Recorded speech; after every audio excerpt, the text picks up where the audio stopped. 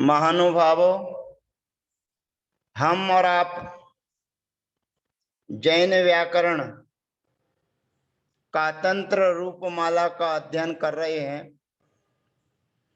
कातंत्र रूपमाला के अध्ययन में द्वितीय सोपान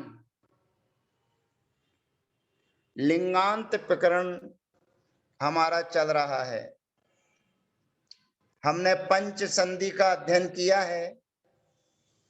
अब लिंगांत प्रकरण में अकारांत, आकारांत, इकारांत और ईकारांत शब्दों का प्रयोग पूर्ण हो चुका है।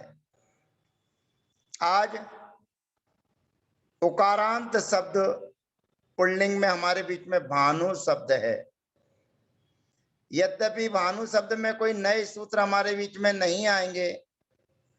जो हमने मुनि शब्द के रूप सीखे थे, उस मुनि शब्द के रूप इकारांत जब मुनि शब्द के रूप हमारे बीच में आए थे तो हमने एक सूत्र पढ़ा था, इदुदग्नि, अर्थात ह्रस्व इकारांत और ह्रस्व उकारांत शब्दों की अग्नि संज्ञा होती है। तो वहां पर हमने मुनि शब्द के ई के रूप अग्नि संज्ञा में चलाए थे। अब यहाँ पर भानु उकारांत शब्द है, उसके शब्द हम उकारांत शब्द में अग्नि संज्ञा के माध्यम से चलाएंगे। वहां पर और यहाँ पर अंतर इतना है कि वहां पर इकार थी, यहाँ पर उकार है। वहां पर ई के स्थान पर ए आदेश करते थे, यहाँ पर उ के स्थान पर ओ आदेश करेंगे। वहां पर ई के स्थान पर या आदेश करते थे, यहाँ पर उ के स्थान पर वा आदेश करेंगे। वहां पर ई को ए करके अय आदेश करते थे, यहाँ पर उ को ओ करके अव आदेश करेंगे। बाकी सारे के सारे सूत्र जो मुनि शब्द में लगे हैं वे ही सूत्र यहाँ पर लगेंगे, लेकिन ई और उ में अंतर आपको डालना है। तो आप स्मरण करें अपने अंदर कि मुझे मुनि शब्द के रूप यहाँ पर सिद्ध करे हुए हैं। उन मुनि शब्दों के शब्दों को, रूपों को स्मरण आप करते जाइए और मेरा साथ देते जाइए भानु शब्द के रूप चलाने में। तो भानु धन सी, प्रथमा विभक्ति के एक वचन में सी विभक्ति आई है और सबसे पहला सूत्र लग जाता रेप शोर विसर्जनिया। जो सी विभक्ति लाए थे उसके ई का अनुबंध हो जाता है योनुबंधो प्रयोगी से, ई का अनुबंध लोप होकर सा शेष बचता है। तो रेप शोर विसर्जनिया से विसर्ग हो जाता है तो बन जाता है भानु। फिर औ विभक्ति आती है, औकारः पूर्वम, अग्नि संज्ञक के सामने औ विभक्ति आ जाए तो औ विभक्ति को जो अग्नि संज्ञा पूर्व में है वही आदेश हो जाता है। वहां पर मुनि शब्द में ई थी तो हमने औ के स्थान पर ई आदेश किया था। यहाँ पर भानु शब्द में उ है तो हम औ को उ आदेश कर देंगे। भान धन उ धन उ, यहाँ पर समाना सवर्णे दीर्घी भवती परस्य लोपम, सूत्र के माध्यम से दीर्घ हो जाएगा तो बनेगा भानु। फिर भानु शब्द से जस विभक्ति आएगी, इदुद अग्नि सूत्र से अग्नि संज्ञा करेंगे, इरे दुरो जसी, वहां पर ई के स्थान पर ए आदेश किया था, यहाँ पर उ के स्थान पर ओ आदेश करेंगे और ओ आदेश होने के बाद में ओ अव सूत्र से अव आदेश हो जाएगा। व्यंजन मत्स्वरम परवर्णम नयत लगाएंगे और रेप शोर विसर्जनीय लगाएंगे तो शब्द बनेगा भानवाह। संबुद्धि में हम सी विभक्ति लाएंगे, ये ह्रस्व है, भानु में रहने वाला उ ह्रस्व है। ह्रस्व होने के कारण ह्रस्व नदी श्रद्धा ब्याह सिरलोपम, हिरस्व के सामने सी संबुद्धि संबंधी हो, नदी के सामने सी संबुद्धि हो और श्रद्धा के सामने सी संबुद्धि हो तो सी विभक्ति का लोप हो जाता है। अब सी विभक्ति का लोप होने पर प्रत्यय लोपे प्रत्यय लक्षणम परिभाषा के माध्यम से संबुद्धौच, संबुद्धौच कहता है संबुद्धि के होने पर ई के स्थान पर ए और ऊ के स्थान पर ओ आदेश होता है, तो ऊ के स्थान पर ओ आदेश हो जाएगा। बोलचाल की भाषा में बोलेंगे हे भानो। फिर पूर्ववत अविभक्ति के लाने पर हे भानु, जस विभक्ति में हे भानवाह।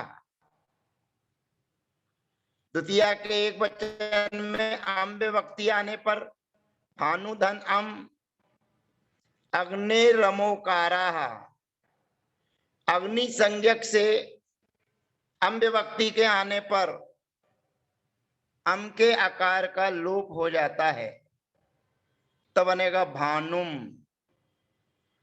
अविभक्ति के आने पर औकार पूर्वम समाना सवर्ण दीर्घी भवती भानु।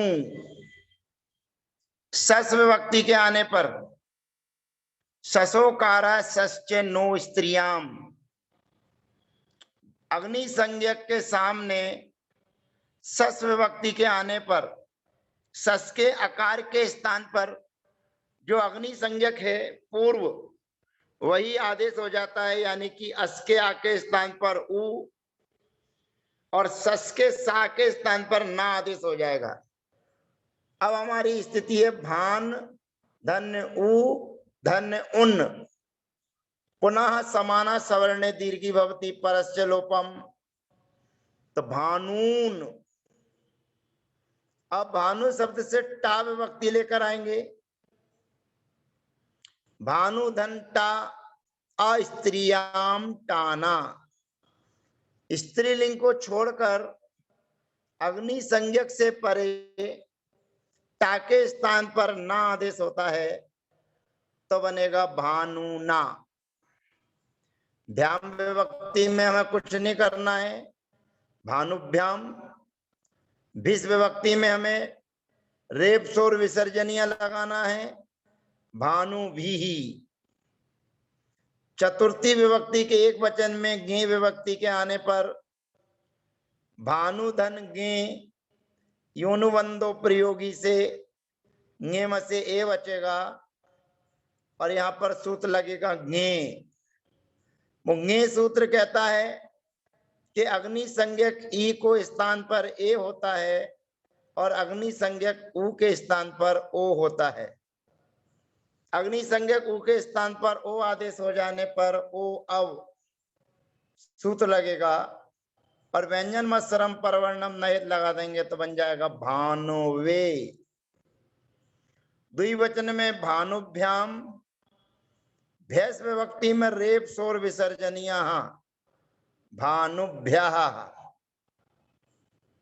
पंचमी के एक वचन में और षष्ठी के एक वचन में घसी और घस विभक्ति एक साथ आने पर घसी घसो रलोपः। घसी और घस विभक्ति के अस का, घसी और घस विभक्ति का जो अस बचा हुआ था उस अस के आकार का लोप होता है, घसी घसो रलोपः। घसी और घस विभक्ति के आकार का लोप होता है, अस का लोप, अस के आकार का लोप होता है अग्नि संज्ञक से परे और अग्नि संज्ञक के ई के स्थान पर ए होता है और ऊ के स्थान पर ओ आदेश होता है, तो ऊ के स्थान पर ओ आदेश हो जाएगा और अस के आकार का लोप हो जाएगा और रेप शोर विसर्जनीय लगाएंगे तो बनेगा हे मुनो। मुनो हे नहीं लगेगा, मुनो। फिर उसके बाद में भ्याम विभक्ति आएगी तो मुनिभ्याम मुनिभ्यः। षष्ठी विभक्ति की गस में पुण्य अस के आकार का लोप करके ऊ को ओ किया तो मुनो। अब ओस विभक्ति आएगी तो उस विभक्ति के आने पर उस मुनि शब्द में लगता था ए वर्णो या म सवर्णे न च परलोप्या, यहां सूत्र लगेगा व मुवर्णा, क्योंकि यहाँ पर ऊ है तो ऊ के स्थान पर व आदेश होता है व मुवर्णा। तो व आदेश हो जाने पर व्यंजन मत्सरम परवर्णम नयेत और रेप स्वर विसर्जनीय, तो प्रयोग बनेगा भानवो। अब भानु शब्द से आम विभक्ति आई है, आम विभक्ति के आने पर ये हिरस्व है, हिरस्व होने पर आमी चा नू, सूत्र के माध्यम से नू का आगम हो जाएगा। अब नू का आगम कहां करें तो तृतीयादौ तु परादि, तृतीय आदि विभक्ति हो तो पर के आदि में करना चाहिए, यादि कि आम के पहले करना चाहिए। नू में से ऊ बचा, नू में से ऊ का अनुबंध हो गया ना बचा, भान धन ऊ धन नाम, भान धन ऊ धन ना नाम होने पर दीर्घ मामी सनऊ, दीर्घ मामी सनऊ से जो ऊ है उसको दीर्घ हो जाएगा तो बनेगा भानु नाम। गी विभक्ति के आने पर गिनऊ सपूर्वा, गी विभक्ति के स्थान पर और अग्नि संज्ञक जो ऊ है उन दोनों के स्थान पर औ आदेश होता है औ। अब भानु का ऊ और विभक्ति गी इन दोनों के स्थान पर औ आदेश हो जाने पर व्यंजन मत्सरम परवर्णम नयत लगेगा तो बन जाएगा भानऊ। उधर भी मुनऊ बनता था क्योंकि वहां पर ई थी और अज्ञे था, दोनों के स्थान पर औ आदेश होना था तो दोनों जगह प्रयोग एक ही बनता है मुनऊ भानऊ। उसके बाद में ओस विभक्ति आई तो व मुवर्णा भानवो, और शुभ विभक्ति आई पाका अनुबंध कर दिया योनुबंधो प्रयोगी, और उसके बाद में नामी कर पराह प्रत्यय विकाराः गमस्ताः शीसमनु विसर्जनीय सांतरोपी। सूत्र के माध्यम से जो दंत सकार था उस दंत सकार के स्थान पर मूर्धन्य सकार आदेश हो जाएगा और शब्द बन जाएगा भानुसु। इस प्रकार से उकारांत शब्दों के प्रयोग पूर्ण हो जाते हैं। लेकिन कुछ शब्द आपके बीच में दिए जा रहे हैं जिनके रूप भी भानु के समान सिद्ध होते हैं, जैसे ऋतु, मेरु, गुरु, तरु, धातु, हेतु, बाहु, वायु, बहु। ये जितने शब्द यहाँ पर गिनाए गए हैं ऋतु, मेरु, गुरु, तरु, धातु, सेतु, वाहु, वायु और बहु, इन सभी शब्दों के रूप भी भानु के समान जानना चाहिए। और जो शब्द यहाँ पर नहीं दिए गए हैं साधु आदि शब्द, उनके भी शब्द इसी के समान संभालना चाहिए, अर्थात अग्नि संज्ञा करके उनके प्रयोग सिद्ध करना चाहिए। इति उकारांतः। इस प्रकार हिरस्व उकारांत शब्दों की सिद्धि पूर्ण हो जाती है। अब दीर्घ उकारांत शब्द हमारे बीच में आते हैं तो दीर्घ उकारांत शब्द हमें दो प्रकार के मिलेंगे। एक तो कटप्रुः शब्द मिलेगा और कटप्रुः, और उसके बाद में दूसरा शब्द हमारे पास में मिलेगा खल्पू। कटप्रु और खल्पू, कटप्रु और खल्पू में कितना अंतर है? जैसे हमने यवक्री और सेनानी शब्द के प्रयोग सिद्ध किए थे, बस वही कार्य यहां पर होगा। अंतर इतना है कि वहां पर यवक्री शब्द में ई थी, तो उसके लिए 189 नंबर के सूत्र से ये आदेश होता था। यहां पर उ है तो ओ आदेश होगा। खलपू शब्द और सेनानी शब्द में कोई अंतर नहीं है। वहां पर 190 सूत्र के माध्यम से वा आदेश होता था, ई के स्थान पर या आदेश होता था, या उ के स्थान पर वा आदेश होगा। तब हम सीखते हैं कटप्रु शब्द को। कटप्रु शब्द में अनेक अक्षर हैं, अनेक अक्षर होते हुए इसमें संयोग है। तो अनेक अक्षर हो और संयोग हो तो स्वर वाली विभक्तियों के आने पर उ के स्थान पर उ आदेश होता है। तो देखिए, उकारांतः पुल्लिंगा कटप्रु शब्दः सच यवक्री शब्दवत। और वे कटप्रु शब्द यवक्री शब्द के समान सिद्ध होता है, ऐसा जानना। अंतर कितना है? सूत्र वही लगेगा, लेकिन वहां पर ये आदेश होता है तो यहाँ पर ओ आदेश होगा, अत्र भेदा। बस इतना ही अंतर है। तो कटप्रु धन सी, योनुबंधो प्रयोगी से सी के ई का अनुबंध लोप हो जाएगा। लोप होने पर रेप शोर विसर्जनिया तो बनेगा कटप्रूहु। अब औ आएगा। 189 नंबर के सूत्र को हम देखना चाहेंगे और आपको दिखाना चाहेंगे। 189 नंबर का सूत्र, ये 189 नंबर का सूत्र आपके सामने उपस्थित है। ई दूतो री उवौ स्वरे। स्वरे माने स्वर वाली विभक्तियों के होने पर, ईत माने दीर्घ ईकारांत, ऊत माने दीर्घ उकारांत शब्दों के स्थान पर क्रमशः ई और ओ आदेश होते हैं। तो यहाँ पर कटप्रु शब्द है, स्वर माने औ विभक्ति है, तो दीर्घ उ के स्थान पर ओ आदेश हो जाएगा, तो बनेगा कटप्रुवौ। अब हमें नया काम कुछ नहीं करना है, केवल विभक्तियां स्वर वाली लाकर ओ आदेश करके जोड़ते चले जाना है। ई दूतो री उवौ सुरे। कटप प्रवौ, जस विभक्ति में कटप प्रवाह, संबोधन में प्रथमा के समान हे कटप प्रूहु, हे कटप प्रवौ, हे कटप प्रवाह।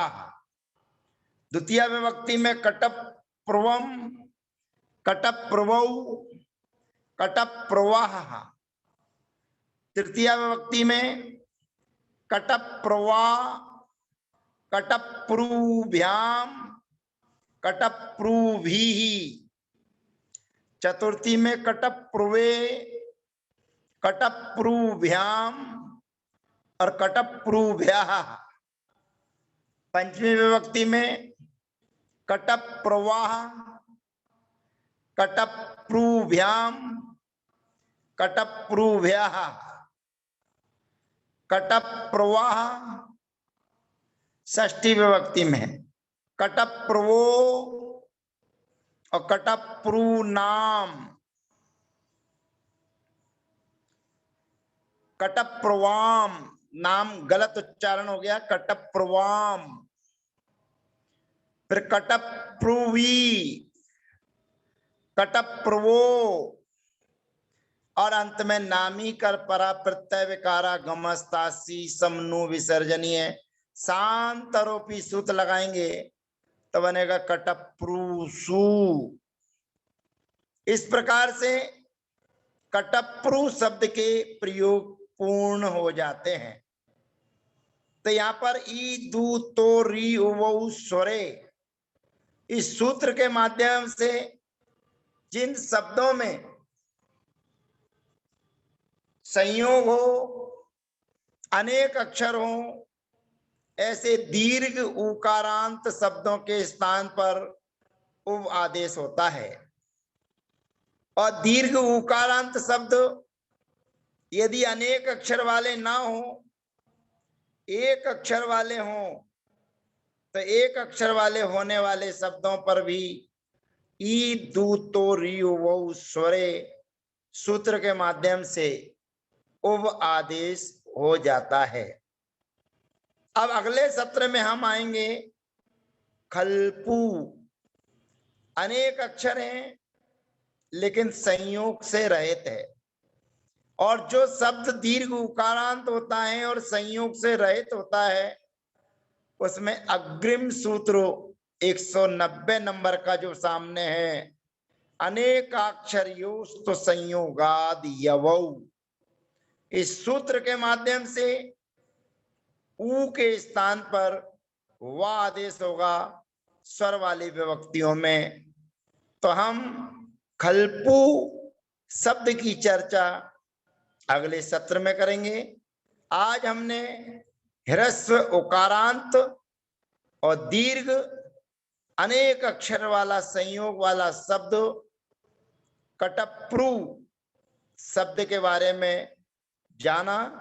अब कल अगले सत्र में दीर्घ उकारांत शब्द अनेक अक्षरों से सहित हो परंतु संयोग से रहित हो, उस शब्द के बारे में जानेंगे। अनेकाक्षरयोस्तु संयोगात यवौ 190 सूत्र के माध्यम से। तब तक के लिए हम और आप विदा होते हैं। वंदना, सबका यथायोग अभिवादन, सभी को यथायोग जय जिनेन्द्र।